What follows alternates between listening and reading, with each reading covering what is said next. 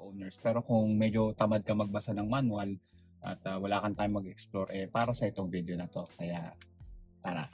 So umpisa na natin. Punta lang tayo dito. Pindutin mo lang itong pinaka-gear. Next is punta naman tayo sa lamp settings. Alam ba nyo na yung lamp settings natin sa headlight natin, may LED sa ilalim. Diba? Pagka naka-on yung sasakyan natin, nakailaw din siya umaga o gabi.